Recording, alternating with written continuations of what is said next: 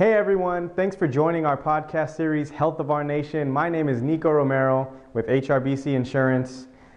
Today we have our guy from Fresno, Robert Lloyd, interviewing Amy Machado with KOVA Healthcare. They go over a few things like RAF scores, HEDIS, what kind of education doctors should and will need to have going in the future, what are some things that some patients should look out for, and we'll dive into what Amy is all about in terms of health and wellness. Enjoy. KOVA Healthcare is an IPA.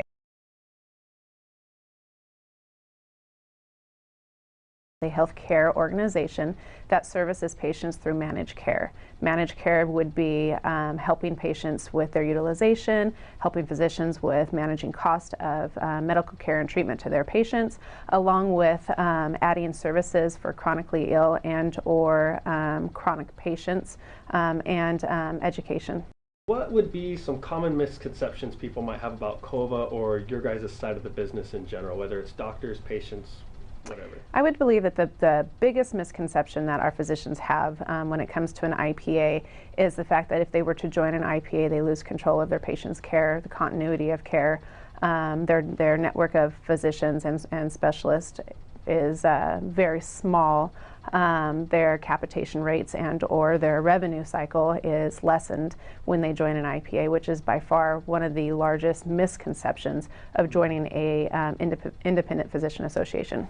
So they tend to think that they're giving up more than they're gaining, you would say. Correct. All right. And on the patient's end, what would they might be misrepresenting you guys as, or my experience honestly, or patients generally have no idea who you guys are until there's a problem? Correct. For a lot of our patients, they don't understand when they enter into a managed care that they're entering into a form of an HMO. And so for them, they're not used to having to deal with the HMO regulations, having to go through the hoops of services or of care that they normally would receive when not in an HMO or a managed care situation. So for our patients, I believe it's a lot of education. It's educating them on the services that they can receive, but also educating the offices on how they can go ahead and provide continuity of care with lack of interruptions. Okay, and what would be something if you were to tell patients whether they're in an IPA or not, whether they do join it, what would be something that they would want to keep at the front of their mind to make sure that it works well for them? Be willing and open to change. When a lot of our managed care individuals are Medicare recipients, and so they're pretty much stuck in their ways. They are loyal to their physicians, which is one of the reasons why they've entered into our IPA. Our physicians have entered into KOVA Healthcare, and so they feel obligated at the same time to follow that path with their physicians. Be patient, understand that each IPA has different services, educational points that can be provided to the patients. Each health plan that the IPA interacts with has different savings for the patients, and a lot of times, and this will probably kind of curtail into a little bit of a different scenario also, is a lot of our patients in healthcare these days, they don't necessarily focus directly on their economic or social needs. Again, a lot of our patients are Medicare recipients. So what happens is healthcare in general has a tendency to look at the constant health care provided to the patient instead of looking at their social or economic needs. If you were to ask a patient how are they going to control their diabetes, their response to you is, I can't control my diabetes because I don't have transportation to my doctors. I don't have transportation to my classes. I'm unable to get to the facilities for my supplies. So when you look at a managed care situation such as an IPA, what we bring to those patients is the ability to provide them with transportation, to provide them with services for over-the-counter medications, diabetes medications, or supplies, incontinence supplies, which necessarily in their economic or social situation may not be able to attain.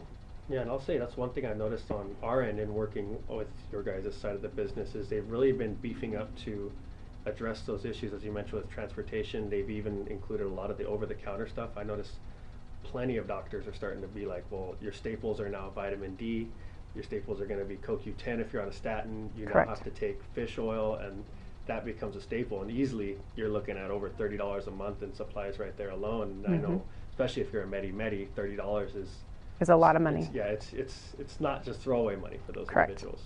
So in general, when I think about healthcare and an IPA, I think about not necessarily what it is for our patient, but how we can help them socially and economically to provide them with those services to help them manage. What I find most interesting about that is, as you describe it, once you start going and consulting with doctors, it seems like you're taking care of the things I would say they weren't taught in school. Correct. Like in my experience of doctors they're more artists than businessmen in the sense that they have a style of doing their practice and they're very meticulous about it. But when it comes to everything peripheral outside of them in that patient room, it's not that they don't know how, but they've never been. What would your experience of that be? I mean, I have mine. Physicians, when they come out of medical school, they're anxious. They want to get in and provide medical care for their patients. They haven't necessarily been given the tools that they need to start a practice, which is more of a business management tool. And so they're thinking about how are they going to, recruit for patients to come into their office, where are they going to be able to start their network of physicians that they can start referring their patients over to. But when it comes to a business sense, they're not sure of how they're going to be able to capture the revenue. Is a fee-for-service contract better for them versus a capitation contract? Is working with an FQHC better for them versus an IPA? What are the different revenue cycles, and at what point are they actually taking hold of their education and professional, say APEs or annual physical examinations with their patients, so they can increase their HEDIS scores and their RAF scores, which in general bring up their revenue and their revenue cycles. Now that last one is one I do want to touch on, the annual physical. I know many physicians in my experience have that as that's an HMO thing. Correct. But I will point out on our side of things, that's actually an original Medicare thing that they Correct. do. I just would say it's more interesting that it comes from that way. What would you say about the general changing trends in healthcare and how I know managed care is becoming a big deal with a lot of these managing things, and physicians, their experience of being told how to do their practice versus aligning themselves with the new practices? How would you comment on that? Well, I think that what people don't understand right now is managed care is going to be what our healthcare industry is going to continue to go towards. The independent physician is no longer going to be the dominant physician. They're going to have to align themselves with some type of groups. All of the groups, in order for them to get incentives, revenue incentives, they have to follow certain guidelines, and those guidelines have to do with the HEDIS. HEDIS measures basically mean that the physician is spending enough time with each patient that's coming through their office in their annual physical exam and or in their 6-month follow-up or checkups, that they're checking all the boxes for the A1Cs, that they've had their vision tested, that they've had their hearing tested. They all have all of their advanced directives. There we go.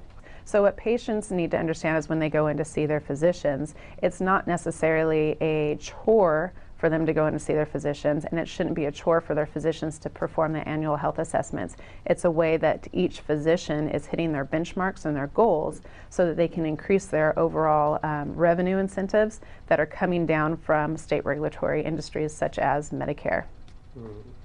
And so what is the role in, and since you have practice management, I do want to dig into this a little bit more, the role of working with your staff or educating your staff on this? Because I know physicians might know a lot, but it sounds like these are things where it's a team-oriented effort. I believe that education is key, no matter what you do. And I believe that educating our staff is the #1 step in educating our physician staffs. As everybody knows, the gatekeeper is the front desk gals that are in the office. The front desk gals will either make it or break it for their physicians.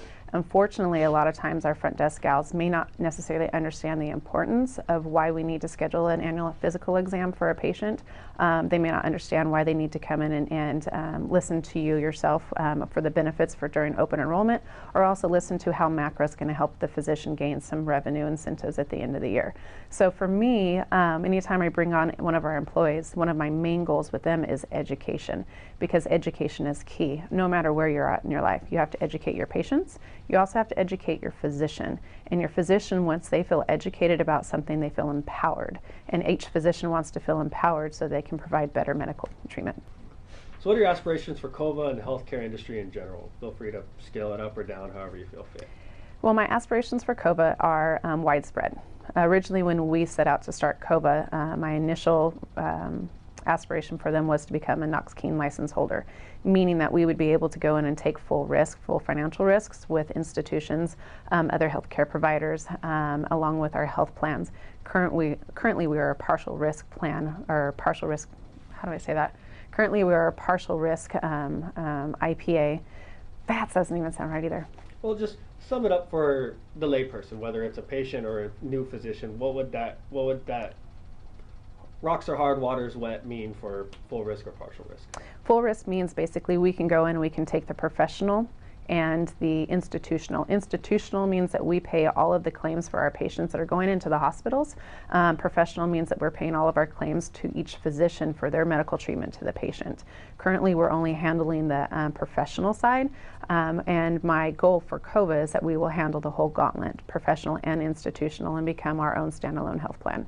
Along with, I'm big on education. I'm super big on education. So I'd like to continue what we're doing here in KOVA is every Thursday we have diabetes classes that we offer to our patients. I'd like to continue with our diabetes classes, our COPD classes.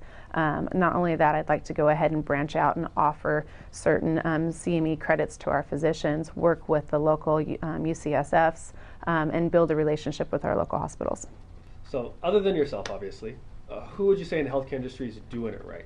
Like they whether it's an innovation or the way they're doing things, whatever it may be. Who would you say is really landing it out there? Currently, right now, I'd have to throw out one of our current health plans, Brand New Day.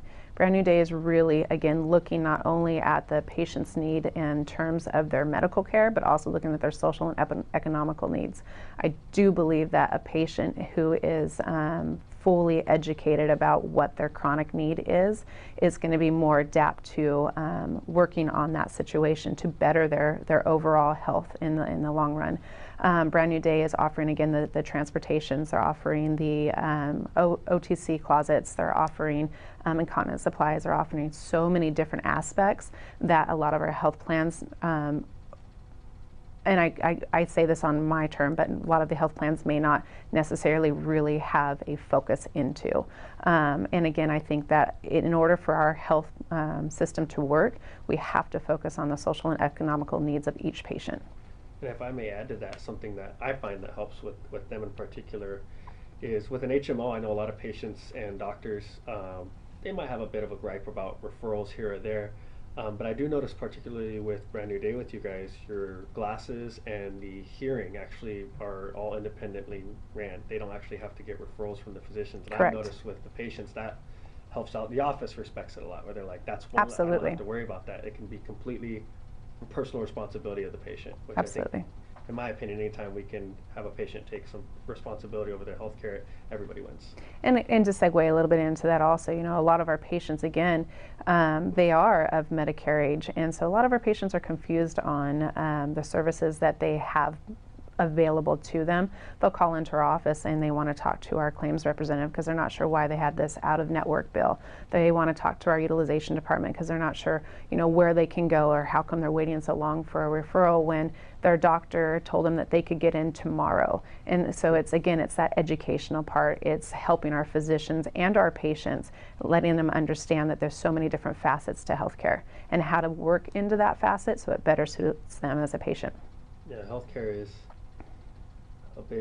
lots of players, lots of hands in the pockets of everybody. Absolutely. I always just try to describe it like a double Dutch game when you put somebody with an Very HMO. good. There's two ropes going, and if you do it right and you set them up to win and you make sure the expectations are accurate with what's going to be attained, they're not going to tangle up the moment you push them in to jump. Absolutely. And so it seems to work out. You better can't that way. overpromise, but you can't underpromise. Correct. Got to be accurate. The insight that I would basically give to our physicians is have an open mind. Have an open mind when they come and they listen to us. Take advantage of our classes that we offer to them. Take advantage of the opportunities to come and sit one-on-one with me, with my operational manager. Learn what it takes to play the capitation fee-for-service game, because ultimately it's a game. It's learning how to put your patients into a capitated rate so that you can gain that revenue cycle versus a fee-for-service. You're not going to want to put all of your patients who you see on a regular basis under fee-for-service that you're seeing 3 times a month month on a capitated rate. And you're not going to want to put your patients who you don't see on a regular basis on a fee-for-service rate. So learning the difference on how to play that game so that you can obtain the biggest revenue cycle for your practice would be number one.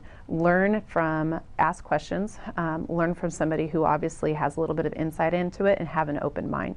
Not every physician's going to agree with us, but there's obviously some knowledge behind it because it's working. For our patients is take advantage of the opportunities that we put out there. Monthly, we send out newsletters to them to indicate the certain classes that are coming up that we're holding. If they have questions, if they're ready to disenroll because they're unsatisfied with their referral process, call us. We have a patient liaison that works strictly with our offices. They work one-on-one for training. If there's specialty needs on certain patients that they're having issues with, that individual goes out, spends time with the office to help rectify the situation and bring a solution instead of a problem. Now, one thing I want to add on that, which seems to be a through line of both of our experiences on this, is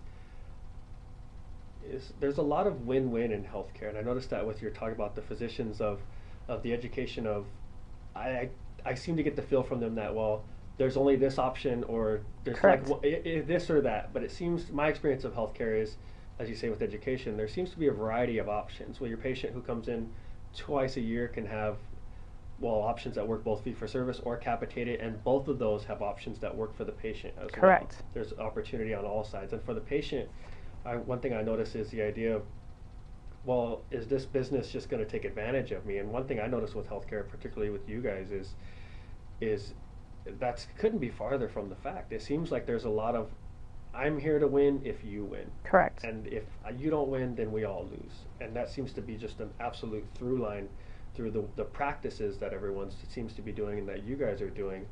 But it doesn't seem to be the mindset people are entering into it, whether it's the physicians or the patients. That's a great point, and let me refer it back to a physician. So a lot of our physicians who decide that they want to enter into an IPA strictly look at it as a nuisance. They have all of these loopholes that they have to jump through. They have these long AEPs that they have to handle once a year for their patients. They don't want to do it. We're coming in saying, I need you to hit this measure, I need you to hit this measure, I need to make sure when you're talking to our patient you get their advanced directives. I need to make sure that you are taking their blood pressure, and their quick response to me is, we do it every time. But when our reports come back, they don't do it every time. So what happens is when they don't do those small measures in capturing the data that's needed and regulatory by Medicare and the Department of Managed Healthcare, then what happens is their incentives go down. Not only theirs, but ours. But what they don't understand is when they hit those benchmarks, our incentives go up, our capitation rates go up, which in turn filters down to the physician. So IPAs tend to, or I should say, generally people tend to believe that IPAs capture and hold the money, when necessarily if you're in a good contract with an IPA, that incentive should be filtered down to the physician. And I would say, again, that's a form of education. When you're talking to your physicians, let's look at your contract. What type of incentive revenue are you having for hitting your benchmarks? Where are your RAF scores? Are your RAF scores lower versus higher? And 9 times out of 10, a physician won't even know what his RAF score is. Oh. They don't even know where to find it half Right. the time. One of the other funny thing about that is, back to do they remember that they're a business? I mean, I would almost come from the standpoint of, if I knew I had great scores, I have bargaining power. Mm-hmm. Because I know if you do know what they mean to everybody within the industry, you know what you're worth in a way. But definitely playing, I noticed in your conversation is, are they playing not to lose, or are they playing win-win? Right. It seems that everybody plays win-win, and they're willing to negotiate and go, what works for you, what works for me. Everyone can flourish, and then the patient also gets added quality as well. Because I mean, these scores, if they come at it from well, I don't want to lose, and this person's badgering me like some mom from a distance telling me what I need to do, it really only hurts them at the end of the day, because the government, after all, is measuring those scores as far as their performance. And what they don't understand is there's multiple sweeps throughout the year. So our HEDIS sweeps start in, first one is in March, our second one is in September, and our last one is that January following the end of the year, the 31st. So with those sweeps that are coming through, what happens is your biggest one is in September, which is your mid-year. For those who don't know, what's a sweep? Is that when they record it? So a sweep basically means every time that our physicians are recording their measures, it's called HEDIS. And so what happens is that data is captured. We send it over to our health plan. Our health plan uploads it up into Noridian. Medicare, and then at that point it's captured in their national database. They then go through and they judge the physician based off of their benchmarks. So what happens is come September, where it's their biggest sweep, so they're sweeping all the data once again to determine what physicians are hitting all of their benchmarks, where their RAF scores are hitting. Then at that end of that first sweep is when we get either rate increases or decreases. And so if those physicians don't hit those benchmarks, we can obtain a decrease, which I've seen decreases as high as $100,000 plus, as low as $20,000. That's huge money to a managed care or a healthcare system. So now you're trying to figure out where you're pulling those funds, and now you're going back out to the physician saying, I need you to do this, and this becomes crunch time, which again irritates them. But if they were to understand the full picture of why, and ultimately at the end of the line, those sweep times where those incentive increases come in would be filtered down to those physicians. And at the end of the day, lost money isn't lost money as just like a business, like a Subway on the corner. It actually is lost money for the patient. Lost money for paying claims. That type of stuff, and what you guys can offer for them. So, and then if you look at it, hindsight be 2020, those mid-year sweeps come in. We've lost, say, just for lack of a better term, $20,000 for each month. We were losing $20,000. Now I'm not paying that capitation as high as I should be paying that capitation, and or my patient over here, their claims are being paid out of their timeliness. So what happens is my patients are getting mad, my physicians are getting mad, when ultimately it's the IPA and our professionals within the IPA that are working to educate the physician in their offices on why this matters. And then one thing I'd like to add is my experience. Now, if I'm right, these scores are not specialized to just their relationship with you. Correct. It affects them in all their aspects of their relationships, whether it's with Medicare, Medi-Cal, KOVA, or any other IPAs they may also be partnered with. It's almost if they get it right everywhere. Would that be correct? That's correct. Their RAF scores are basically a star rating. Just like if you're going to look up Yelp to go to a restaurant, that Yelp has 4 stars, then you know that restaurant is doing a great job. They've got great customer service, their food is good, their wait time's on point. So at that point, that's a restaurant that I want to take my family to. Healthcare looks at RAF scores the same way as we would look at Yelp. Well, since we've been talking about doing it right and all the different nuances, and we kind of segued into it, don't mention any names, or you don't have to, at your own risk.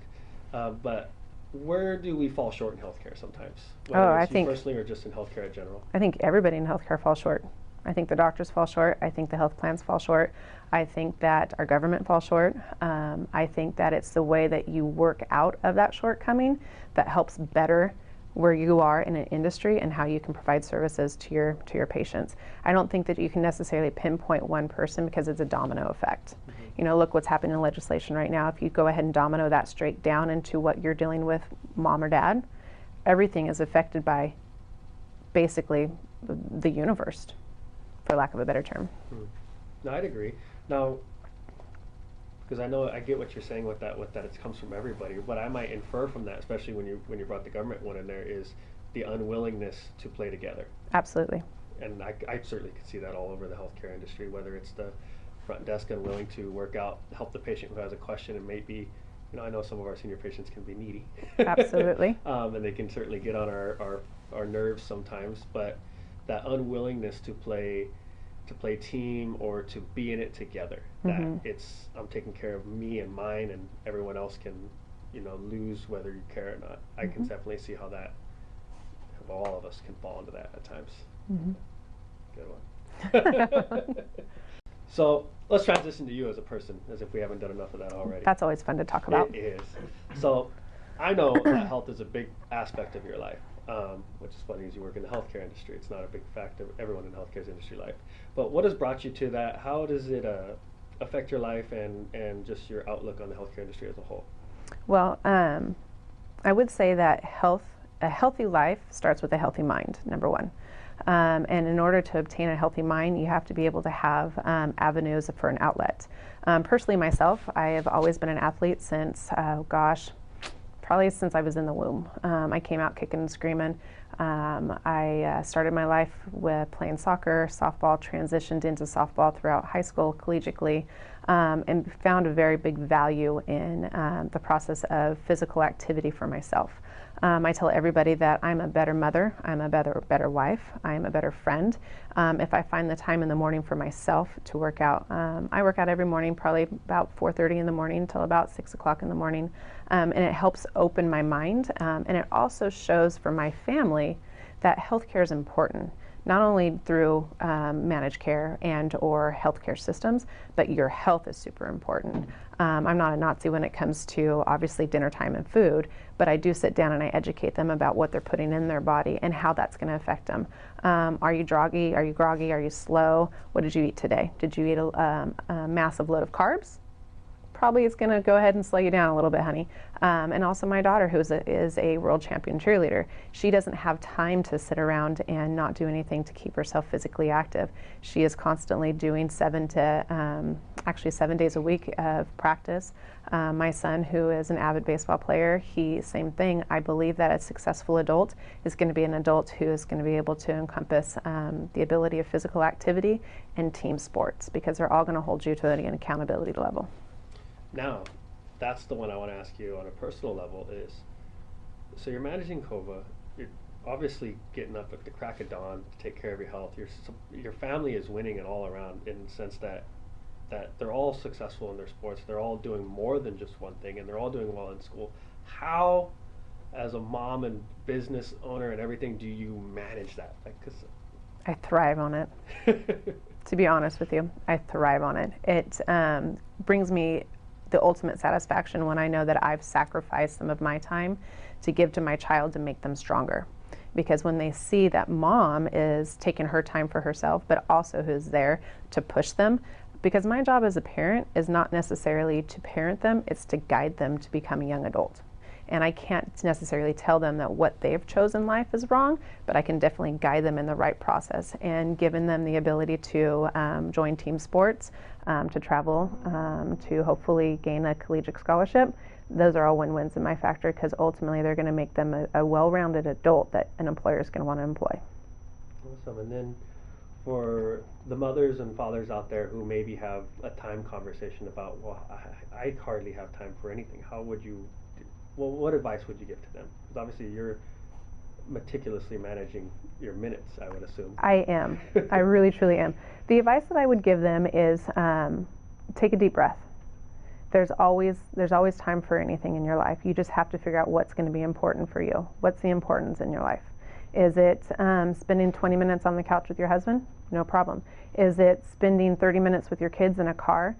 My children and I travel nonstop, but I find it the best time to sit to talk with them, because then it's one-on-one. I can talk to them. I can figure out what's going on in the world. I can offer advice. It doesn't have to be taking them to Disneyland. It could be that simple car ride back and forth from practice. Nice. And then we actually don't know what to call this segment, so we're just going to get into it. But you get to ask me any question, and then we'll answer it on social media later for everyone to go find out. Gosh, I wish I would have known that ahead of time. Your mind is very exquisite, extremely exquisite. We've had multiple conversations. You come into my office, and I love how your mind functions. For me, is you have an extensive knowledge that you have told me that you research starting 11 o'clock at night until about 2 or 3 o'clock in the morning, correct? Yeah. I'm not an early bird as you are. I'm right? A night owl. You're a night owl. But it works for you. That's how your body ticks. What do you think is your driving force? Okay. What is your mean? What is your desire, and what is your I? Alrighty. We'll have that online for everybody to come find out later. And then, final question. What is KOVA doing right now? Give us some highlights. What are some last things you want to share, show off, whatever you want to do? Oh, gosh. KOVA is really jumping into the community this year. Our focus is patient-centered, doctor-focused. So we're focusing not only on our patients, but we're focusing on our doctors. And when you focus on both of them, you're focusing on the community. So for us, we really have some targets this year of going out, working with the community, holding some health fairs. Again, education, bringing our patients into our offices. We've hired on some great individuals who have multiple facets throughout the medical industry. And it's going out again and talking with the offices, encouraging them to come in and work with us in realm of education. I'm big on education, and educating our staff and educating our offices. It's going to be a win-win for everybody. Awesome. Any final words? Anything else? No. Awesome. I've enjoyed it. Thank you. Immensely. And we'll catch you guys all next time. Bye.